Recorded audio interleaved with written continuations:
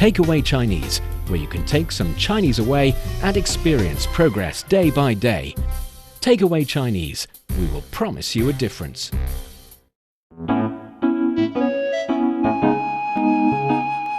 Hello, welcome to Takeaway Chinese. I'm Niu Honglin with Steve Hatherley in the studio. Hello, everyone. Hello, Steve. Hello, how are you doing this time? Very, very happy to do the show because we're doing something very special today. Tell us. It's the year of the horse, and we are airing, not only talking about fun stories and fun idioms of horses, we are actually playing you, very highly produced, very well made stories that are made by our very talented colleagues, and they play the story, as a voice actor, and we'll be able to listen to and enjoy the story from a deeper level. And these are, carefully chosen stories. Those are stories that are aired in another podcast made by our colleagues, the Chinese Folktale Podcast, which is a really good one. I recommend you to take a listen. But more importantly, we'll be able to learn some fun Chinese idioms related to the animal of the year of the horse. Yeah, I feel like living in China, I'm constantly looking into the future and looking into the past. Yes, that's the thing that you can do. Yeah. So today we'll be obviously looking into the past. These stories are really fun to listen to because it gives you an idea of, well, first of all, you get to learn about the stories that all Chinese people tend to know about, right? Mm-hmm. And learn about when they're a kid. But also, occasionally, it'll give you a little insight into maybe some expressions, modern day expressions that came from that time or something along those lines. For those who are learning Chinese, one challenge they meet when they become relatively medium or sophisticated Chinese learner rather than new beginners is that they started to realize how many allusions there are in Chinese language. What do you mean allusions? The kind of idioms. For example, the idiom only has 4 characters, yet the connotation behind it, the background story, and the kind of dynasty, the kind of negative or positive feeling it represents, it holds, is enormous. Yeah. And it's hard to remember and learn about all of them. But as Chinese people, we learn it one by one as well. Yeah, and I think that's totally fair because that's kind of like next level language learning. I think what you're getting at is that an expression or an idiom has a group of words, but looking at those words, reading those words, saying those words doesn't carry the full story. Exactly. So you got to hear the story, you got to learn the story, and then you know exactly how to use that idiom. Yes, and that is why we want to take the chance to give you the full idea of the story, the full story that is presented in almost an audio drama form. So let's enjoy the first story. The first story is 伯乐相马. 伯乐 discerns a noble steed. Imagine yourself as a winged steed that can run faster than the wind. But your daily job is nothing other than pulling a millstone in endless circles.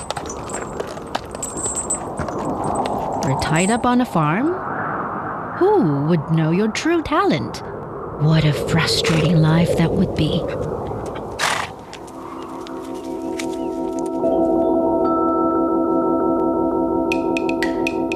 More than 2,000 years ago, there was just such an underappreciated horse.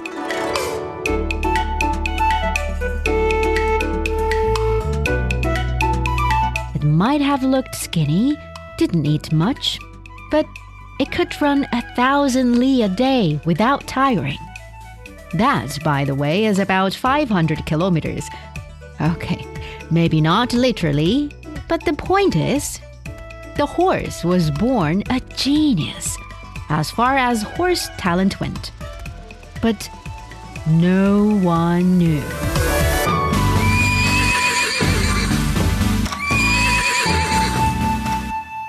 Except this man named Sun Yang, who possessed an extraordinary talent for judging the quality of horses.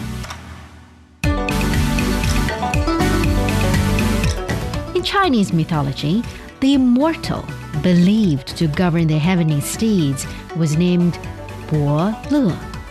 Out of deep respect for Sun Yang's skills, people began calling him by that celestial name, Bo Le. Legend has it, the king tasked Bo Le with the mission, find a legendary 1,000-li steed. Bo Le searched all over the kingdom for a long time, but the perfect horse was nowhere to be found.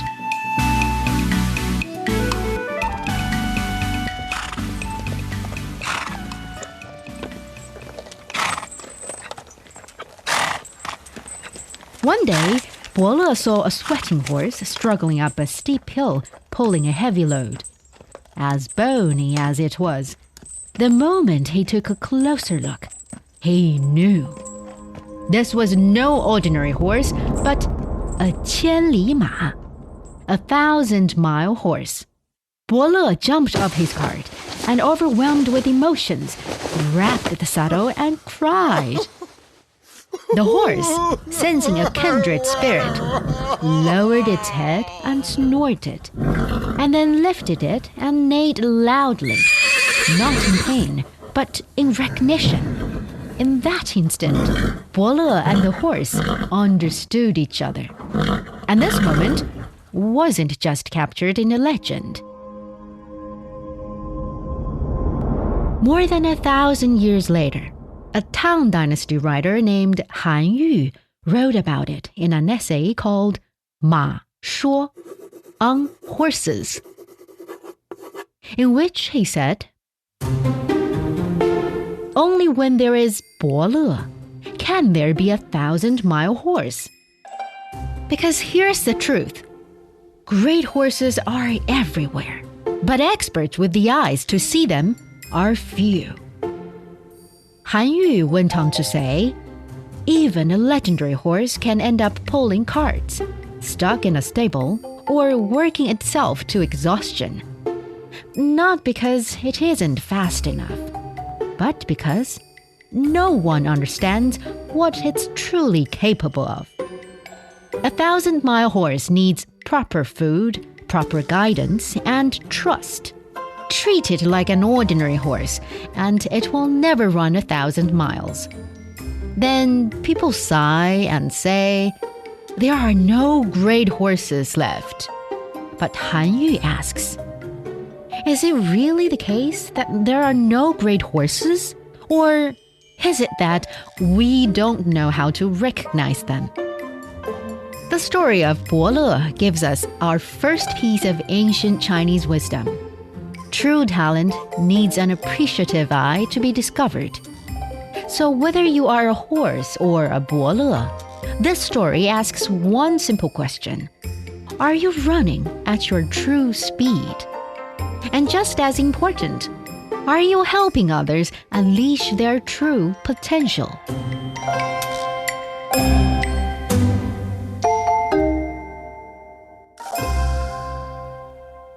I think on another show, Roundtable, which both Steve and I are hosting, we did that story as well.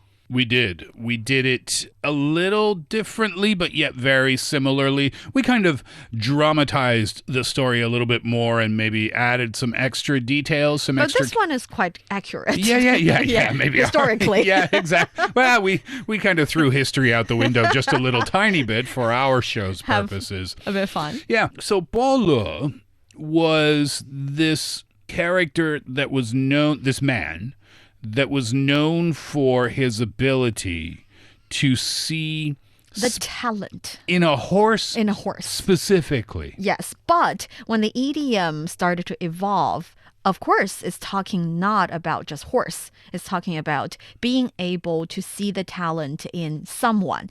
So we know Bo Le is the person. Xiang is kind of like to look at, but not only looking at, but to evaluate, to be able to detect, to find out.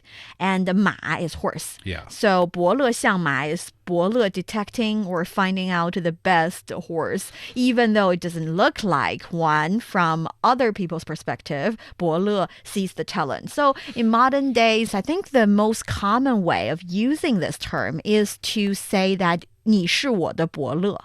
你是我的伯乐. You are my 伯乐. You saw the talent in me that maybe I didn't even know before. Does this apply to dating? No. Why not? It applies to career setting, official working. I think it can apply to dating too, right? So let's say a guy, he was down on his luck and he met a girl and he wasn't working at the time or he wasn't studying at the time and nothing was going right in his life, but she said, I believe in you. No. I know what you mean. And then he can say, wow, you are 伯乐. No. Okay, here's why. The reason that you cannot use that in that certain scenario is that we often use it when 伯乐 is proven right. So how do you prove 伯乐 is right about this specific talent that no one can recognize? The talent got success. Oh, so it has to be a specific talent. It's not just like you saw the potential in me. It can be you saw the potential in me, but it has to be you saw. So because of the 伯乐 person, the 伯乐 person would recommend this talent to a certain job post or to a company. And after a while, people started to realize, ooh, this talent is really, he has something. He's the real deal. He's able to provide the kind of result that no one can, and he's really successful in his post. And that precisely because the 伯乐 found him and put him at the right place, which is just like the story. The 伯乐 put the horse at the right place and show the entire world that the person or the horse is talented. And that is kind of like the full circle of the 伯乐 finding and fighting against those who disagree and then prove right. So in modern times, it has to be related to work somehow. Yes. And it has to be about someone discovering a talent in you, or if you are 伯乐, then you're the discoverer of talent, and then making use of that talent. But here's my question. If the talent discoverer sees the special talent in someone, does that person need to be down on their luck or something like that? Because 伯乐's horse was not doing well. It was malnourished. It was weak.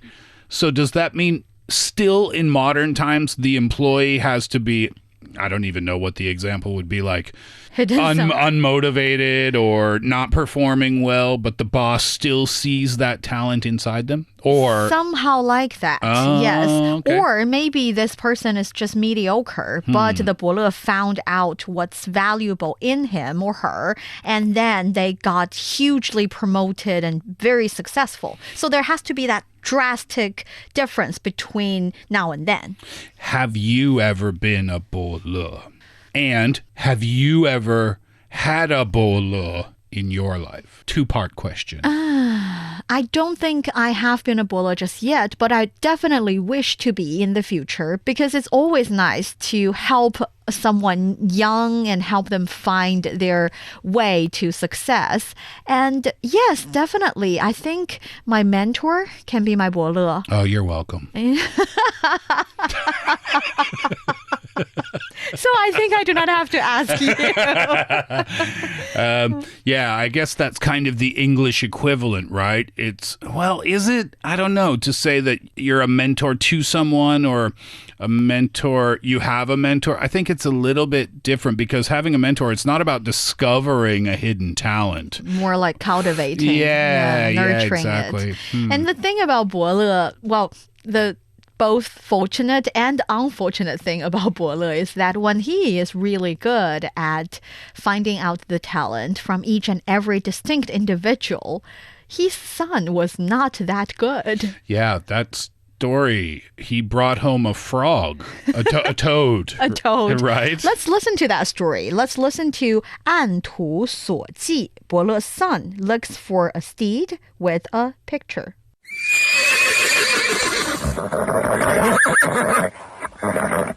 As Bo grew older, he realized that his ability to recognize extraordinary horses was a gift, too valuable to keep to himself. So he wrote a book, the classic of horse appraisal. Basically, the ancient version of a star manual, detailing everything he had learned after a lifetime of studying horses.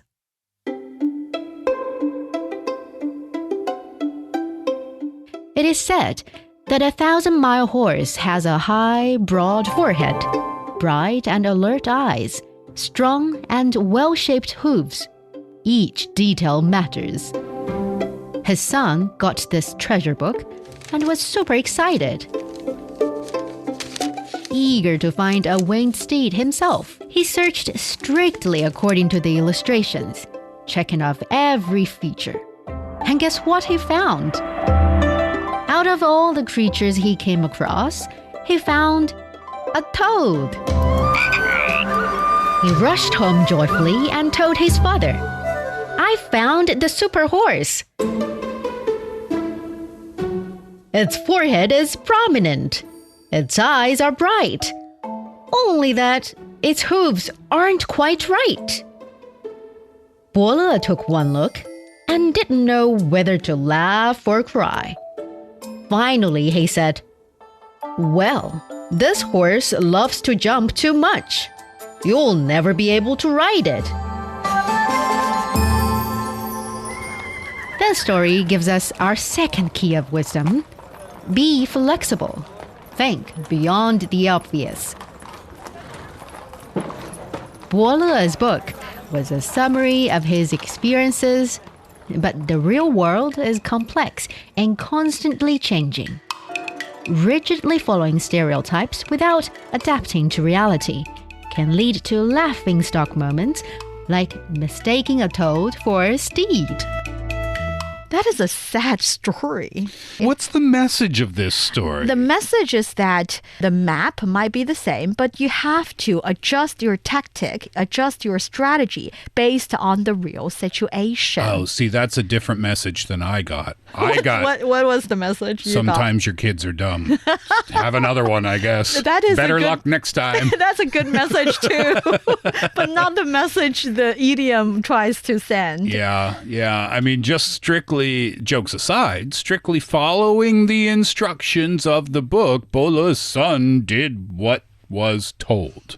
In a sense. In a sense. And this idiom is, in my opinion, very valuable in its structure because each and every character would carry a meaning, and you put the meanings together, it is, well, for example, 按 is to, according to, and or following something. 图 is a picture. 所 is a quest for or a pursuit after. And 记 is a way, another way of saying a perfect steed, a really good horse. So 按图所记, according to picture, searching for horse. 按图所记. Yes, 按图所记. So that is a very obvious one.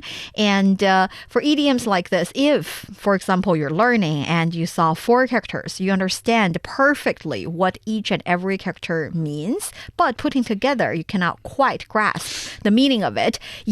That is the perfect time to ask your Chinese friend or to search or to look up in a dictionary, because usually if it's a 4-character idiom and it kind of makes sense, then there must be a background story. So what's the modern day context where you can use this idiom? Well, people would say 不要按图所记. So don't just search for the steed by book. So don't act only by book. That's the idea. And they describe a situation or a story or someone with that idiom, showcasing that they don't think it's a very smart move. But when it comes to horses, there are smart moves indeed. And there are smart tactic related to horse. I'm talking about Tian Ji 赛马. Have you ever heard of the story? It's a really good one. 田忌赛马. 田忌赛马. It is called Tian Ji's horse racing. Let's take a listen. Before the horses hit the track, we need to meet the legend in this tale, a man named Sun Bin. He was a brilliant military strategist, a descendant of Sun Tzu. Yes, that's Sun Tzu, the one who wrote The Art of War. Sun Bing was just as sharp. He later wrote his own classic, Sun Bing's Art of War.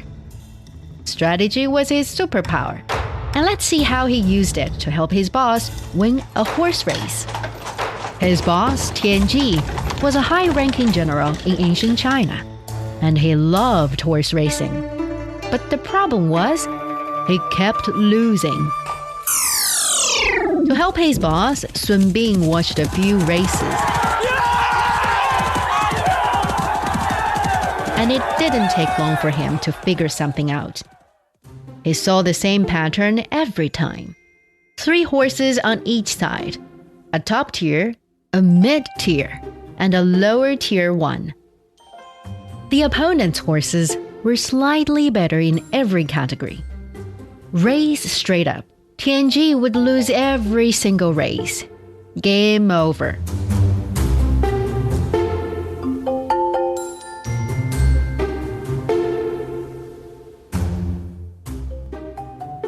Sun Bing went to his boss.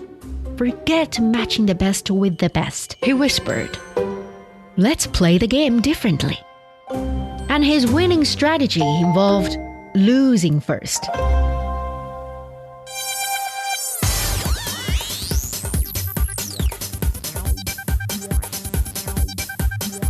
Round 1.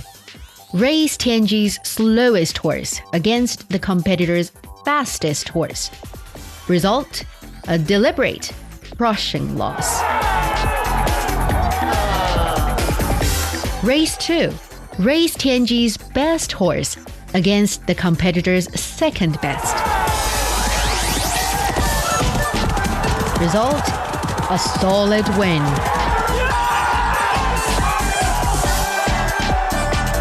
Round 3. Race Tian Ji's second best horse against the competitor's slowest. Result, another win. 2 wins, 1 loss. Same horses, but a much more desirable outcome. Of course, this story isn't just about horses. It's about strategy and resourcefulness. When you can't be the strongest in every category, you have to be the smartest with what you've got. It's also about seeing the whole board, beyond just the immediate sprint. Sometimes winning the big game means cleverly sacrificing a small battle. Wasn't that a very smart man? Strategic. Very strategic. I think I understand the message better than I understood the previous story's message. This is a very wise man, considering the fact that it's thousands of years ago and also in such a game. I think the thing is you have to really know the game to play the game. But I think it's the bigger picture. Taking a loss to make a gain is worth it. Sometimes it's like, well, we have that expression, 2 steps forward, 1 step back. But that means like regression. It means you've progressed a little bit, but now you've regressed slightly. But I think this is kind of the opposite. It's 1 step back, 2 steps forward. You're willing to take, that's not an English expression, by the way, but it's the concept kind of works because it's about accepting a smaller loss for a larger gain. And here, Tian Ji is the name of the person, of the main character, and Sai is race, Ma is horse. So it's a horse racing. Tian Ji Sai Ma. So can I use this modern day? Let's say a new business opens. And for the first month, let's say it's a coffee shop. And for the first month from 10 till 12, I'm the owner here, I'm giving away free coffee every morning for 2 hours. And you say to me, are you crazy? Do you know how much money you're going to lose? And I say, yeah, but Tian Ji Sai Ma. I'm losing so that I can build loyal customers here, and then later I will win. I know where you're from, and I think the logic applies, but the situation does not apply for this idiom because when it comes to Tian Ji Sai Ma, if you say that to any Chinese, you're basically saying that I am at a disadvantaged position, but I am using it very strategically so that I can win over someone who is better than me. So it's about competition among similar peers or members. It cannot be about the entire strategy. I have a better example. Go ahead. I'm in an argument with my wife, and I know I'm right. You're never right when you're arguing with your wife. I know I'm right. But I say, okay, honey, you're right. And you say, Steve, but she's wrong. Why did you do that? And I say, Niu Honglin, Tian Ji ma. No, it doesn't work. I take the loss because it's better for me in the long run. No? No. No. I'm going to start a new podcast where I teach people how to not use Chinese expressions. Again, I know where you're from, but let's narrow it down to you have several members and the other party have several members. And it has to be that in general, your members or your team players are not as good as the other one. Or maybe you have different products. You have 3 different products that is not as good as the 3 different products from the other party. But by strategically playing the game, using your strong sides to compete with other people or other teams' weak sides, you won. So it has to be competition, and it's more like you have to change or you have to replace the horse with human or with team or with just something that are, I don't know, creature or something like that. Understood. Yes. And that is why Tian Ji Ma is definitely one of the most famous stories or idioms related to the animal horse. Yeah, that's a fun one. They were all fun ones today. I'm glad we could listen to those and share them with our audience. Yes, and for those of you who enjoy the stories, the making, the production and everything, make sure you tune in to Chinese Folk Tales. In that podcast, you can hear shorter idiom-related stories like this and also longer history stories or even stories related to Chinese classics like the Monkey King related stories, and see what the horse related story is like in that classic. So make sure you check it out. This is Takeaway Chinese. Thank you so much. I'm Niu Honglin with Steve, and we'll see you next time. Bye-bye. Bye.